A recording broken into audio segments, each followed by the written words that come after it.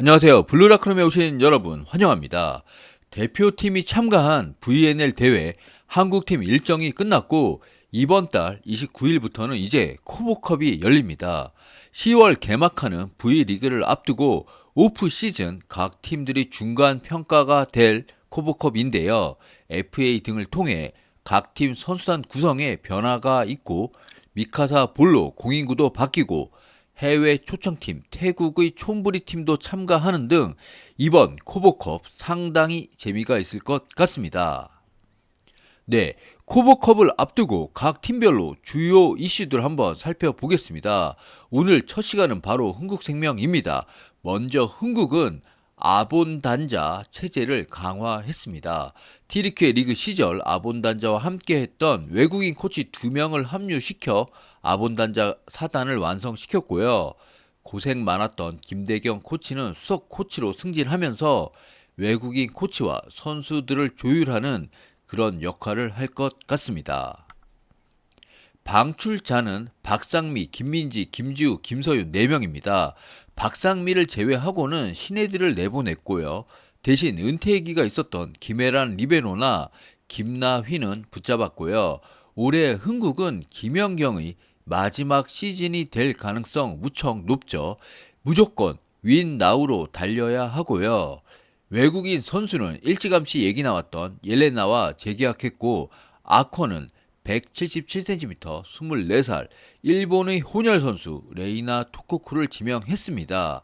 레이나는 아코 선수 중 페퍼의 MJ 필립스와 함께 이미 한국에 가장 먼저 입국해 현재 팀 훈련을 소화 중입니다. 그리고 흥국 팬들을 가슴 철렁하게 하는 뉴스가 있었죠. 바로 이번 FA에서 야심차게 영입한 수지킴, 김수지 선수가 훈련 중 오른 무릎 연골이 찢어지는 부상을 당해 수술을 받았습니다. 다행히 아주 심각한 부상은 아니어서 8주 재활 기간을 받았고 순조롭게 재활이 된다면 10월 V리그 개막 전에 복귀할 수 있을 것으로 보입니다. 네, 그리고 가장 큰 이슈 바로 아본 단자 머리에 쥐가 나고 있다는 소식입니다. 작년 흥국 챔피언 결정전에서 도공에 먼저 2승을 따고 내리 3연패하는 역대급 리버스 스윕을 당하며 우승 일보 직전에서 눈물을 흘려야 했는데요. 그때 흥국 패배 요인이 뭐였습니까? 크게 세 가지였죠. 세터의 불안함, 미들블러커 한 자리의 약점, 그리고 김연경과 대각을 이루는 짝꿍 아웃사이드 히터 한 자리의 약점이었습니다. 결국 흥국이 올해 우승하기 위해서는 아본 단자가 이 세 포지션을 보완해야 합니다. 먼저 세터. 흥국은 이원정, 김다솔, 박혜진, 박은서 4명의 세터가 있습니다. 아본 단자는 비시즌 가장 준비를 많이 한 것이 세터 포지션이라 했는데요. 흥국 팬들 기대되시나요? 특히 박혜진에 대해 재활 기간이 길었지만 장신 세터라 기대되는 부분이 있다고 했고 이원정에 대해서는 잠재력은 있지만 스스로에 대한 믿음이 부족했다며 성장할 수 있다고 했습니다. 아마 아본 단자는 박혜진과 이원정 투톱 체제에 여차하면 김다솔까지 꺼낼 것으로 보이고요. 세터 포지션은 박혜진이 돌아온다면 지난 시즌보다 플러스가 될 것으로 보입니다. 미들블로커 두 자리에서 한 자리는 이주화가 있지만 다른 한 자리가 아쉬웠죠. 베테랑 김나희는 신장의 한계가 뚜렷했고요. 김채연은 시즌 내내 피로 골절로 출전하지 못하다가 챔프전의 모습을 드러내긴 했지만 100% 상태가 아니었고요. 그래서 FA로 김수지를 영입했습니다. 김수지는 노장이지만 지난 시즌 유효 블록 1위를 기록할 정도로 높이의 강점이 있죠. 여기에 서브도 상당히 좋습니다. 다만 앞서 얘기한 김수지 부상이 발생했는데요. 다행히 V리그 시즌 개막전 출전은 가능하고요. 여기에 김채연과 변지수라는 젊은 선수들도 있어 작년처럼 하이 패스되는 흥국의 미들지는 아닐 것 같습니다. 그럼 마지막 김연경과 대각으로 설 아웃사이드 히터 짝꿍 한 자리가 남았습니다. 아본 단자가 지금 가장 고심하는 포지션이죠. 후보는 일단 많습니다.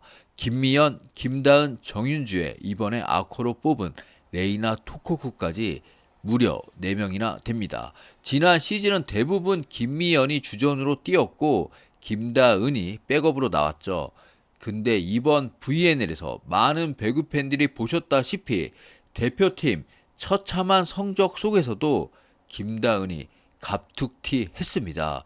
우리 대표팀 선수 중 유일하게 경기당 평균 득점 10점 이상을 기록하며 국대 에이스가 될 가능성까지 보여줬고요. 하지만 김다은은 대표팀에서 리시브를 받지 않는 아포짓으로 뛰었죠. 아본 단자는 인터뷰에서 레이나 토코쿠를 리시빙 라이트로 쓰겠다고도 했는데요. 그러면 엘레나를 김연경 짝꿍 레프트로 쓴다는 건데 주포 옐레나를 그렇게 포지션 변경할 것 같아 보이지는 않고요. 아마 옐레나 백업 아포짓으로 쓰거나 경우에 따라 리시빙 라이트로 쓸 것 같습니다. 때에 따라서는 레프트로 쓸 수도 있고요. 그럼 이 4명의 후보 장단점 한번 간단히 보시죠. 김미연은 일단 베테랑이고요. 이 4명 중에 리시브와 수비는 제일 나아 보입니다. 또한 예리한 서브를 가졌고요. 대신 킥 공격은 몰라도 오픈 공격에 더 확실한 약점이 있죠. 지난 체프전 김연경이 후위로 빠졌을 때 전위에서 김미연이 득점해 주지 못한 부분 너무 아쉽죠. 김다은은 옐레나 백업 아포짓으로 쓸 수도 있지만 그러면 출전 시간이 줄 거고 이번 VNL 김다은 공격력을 생각하면 너무 아쉽죠. 그래서 레프트로 쓸 것 같기도 한데요. 공격력은 VNL 통해 한 단계 더 성장했고요. 문제는 바로 리시브죠.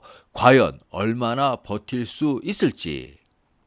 그리고 레이나 토코쿠 이 선수 일본에서 고교 나와서 일본 V리그 덴쇼에서 4년 뛰었고 핀란드 리그에서 뛰었습니다.